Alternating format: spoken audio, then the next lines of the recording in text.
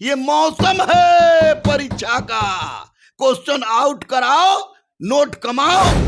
जब सरकार में तेजस्वी जी नहीं थे तो उस समय प्रोटेस्ट जो भी होता था वो बीच में आ जाते थे, इस समय क्यों नहीं आ रहे हैं? देखिए, और उसके बाद कहते हैं कि जैमर लगा, हाई जैमर लगा, हाउ जैमर लगा, वैज्ञानिक जैमर लगा, अंतरिक्ष का कबर खोदने वाले का क्यों ना हो?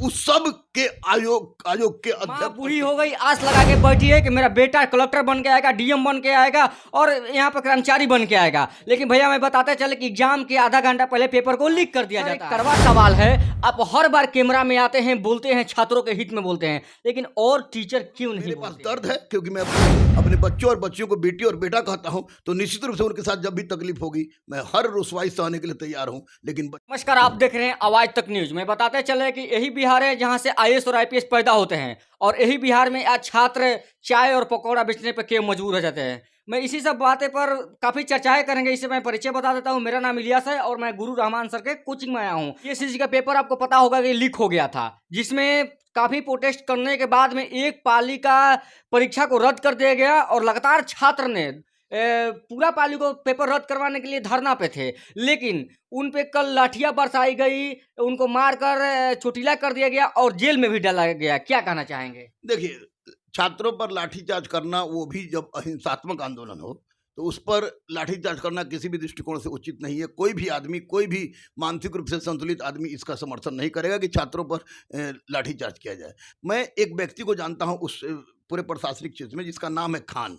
टोपी पहनता है और वो शायद सिटी मजिस्ट्रेट है।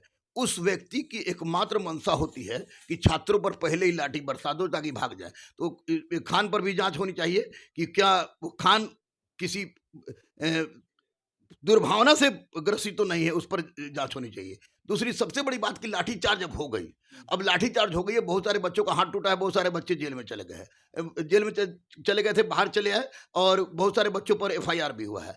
तो मैं स्पष्ट रूप से माननीय मुख्यमंत्री जो हमारे मुखिया है, माननीय उप मुख्यमंत्री जो हमारे उप मुखिया हैं बिहार राज्य के, और जो छात्रों के हित की बात करते आए हैं और कर रहे हैं, तो उनसे मैं स्पष्ट रूप से निवेदन करूंगा कि बहुत हुआ हुजूर, अब कम से कम छात्रों के साथ इंसाफ दिलाइए और तीनों सीटिंग की परीक्षा कैंसिल कराइए। क्योंकि बच्चों के मन में, बच्चों के गार्जियन के मन में यह संशय की स्थिति पैदा हो गई है कि जब एक सीटिंग का परीक्षा कैंसिल हो सकता है तो दोनों सीटिंग का भी हुआ होगा।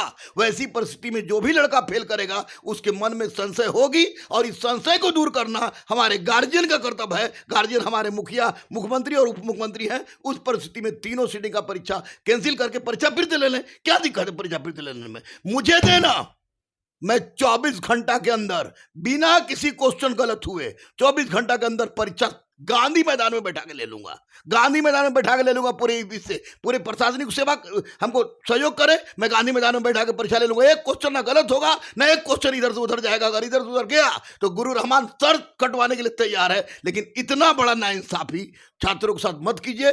तीनों सीटिंग का कैंसिल कीजिए। यही छात्र हित में, राज्य हित में और उन लोग नेताओं के हित में भी महत्वपूर्ण है। अच्छा सर, एक तरफ हमारी सरकार बोलती है कि हम युवाओं को 20 लाख का वैकेंसी निकालते हैं। जब सरकार में तेजस्वी जी नहीं थे तो उस समय प्रोटेस्ट जो भी होता था वो बीच में आ जाते थे, इस समय क्यों नहीं आ रहे हैं? देखिए, एक रणनीति है, मैं तो किसी दल का नहीं हूं, लेकिन मुख्यमंत्री और उप मुख्यमंत्री में बातें हुई हैं। क्योंकि जो ओएसडी लोग है वो आईएएस अधिकारी होता है, ओएसडी से हमारा निकटतम संबंध है। बातें इस पर हुई है, मुख्यमंत्री से बात हुई है और उप मुख्यमंत्री से बात हुई है। मेरी बात नहीं हुई है, उन लोग की बात हुई है। तो निश्चित रूप से इस पर विचार हो रहा है, लेकिन विचार की आवश्यकता नहीं है, इसमें कार्रवाई की जरूरत है। और कार्रवाई अध्यक्ष और सचिव पर करने की जरूरत है। चाहे बीपीएससी का अध्यक्ष हो, सचिव हो, चाहे बीपीएसएससी का हो, चाहे बीएसएससी का हो, चाहे सिपाही भर्ती बोर्ड का हो, चाहे कबर खोदने वाले का क्यों ना हो, उस सब के आयोग के अध्यक्ष और सचिव डिक्टेटरशिप के रास्ता पर चले जा रहे हैं। और वही कारण है कि कहीं ना कहीं से इसमें गुंडागर्दी हो रही है। नेता भी इसमें शामिल हो सकते हैं, अधिकारी भी इसमें शामिल हो सकते हैं, कोचिंग माफिया भी इसमें शामिल हो सकते हैं, ठेकेदार भी शामिल हो सकते हैं। ये मौसम है परीक्षा का। क्वेश्चन आउट कराओ, नोट कमाओ, कुछ भी करो। वैसी परिस्थिति में मुख्यमंत्री और उप मुख्यमंत्री को जिस तरह का कदम उन लोगों ने शराबबंदी और स्त्रियों को 35% आरक्षण के लिए उठाया है, उसी तरह का कदम परीक्षा और शिक्षा से संबंधित क्षेत्र में भी उठाना पड़ेगा। वरना बिहार का नाक कट गया था, उस पर मरहम नहीं लगेगा और बिहार बदनाम हो जाएगा पूरे विश्व में। है माँ बूढ़ी हो गई, आस लगा के बैठी है कि मेरा बेटा कलेक्टर बन के आएगा, डीएम बन के आएगा और यहाँ पर कर्मचारी बन के आएगा। लेकिन भैया मैं बताते चले कि एग्जाम के आधा घंटा पहले पेपर को लीक कर दिया जाता है। सर एक कड़वा सवाल है, आप हर बार कैमरा में आते हैं, बोलते हैं छात्रों के हित में बोलते हैं, लेकिन और टीचर क्यों नहीं बोलते हैं?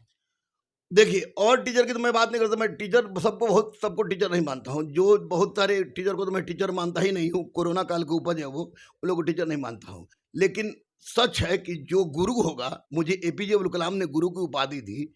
चेहरा देख के नहीं दिया, चेहरा मेरा नहीं बहुत शाहरुख खान के जैसा, सलमान खान के जैसा है। जरूर मेरा कोई कर्म देखा होगा उन्होंने, तब उन्होंने उपाधि दी। तो एक गुरु, मेरे पास दर्द है क्योंकि मैं अपने बच्चों और बच्चियों को बेटी और बेटा कहता हूं, तो निश्चित रूप से उनके साथ जब भी तकलीफ होगी मैं हर रुसवाई सहने के लिए तैयार हूं, लेकिन बच्चों का साथ दूंगा। बाकी शिक्षक लोग को नोट कमाने से मतलब हो सकता है, गुरु रहमान को अपने बच्चों की जिंदगी से प्यार है, उनकी जिंदगी के साथ खिलवाड़ नहीं होने देंगे, मैं बोलूंगा।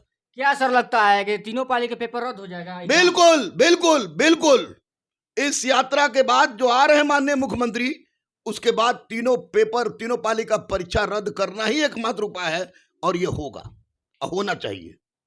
तो हमारे साथ गुरु रहमान सर थे। मैं बताते चले कि गुरु रहमान सर का कहना है कि अगर आयोग अगर हमको एग्जाम लेने के लिए बना देता है तो एग्जाम साफ सुथरा गांधी मैदान में बैठा के मैं कर दूंगा, दूर तक पेपर लीक नहीं होगा। गुरु रहमान सर का बयान आया है और आप देख रहे थे आवाज तक न्यूज़। वीडियो को ज्यादा से ज्यादा शेयर करें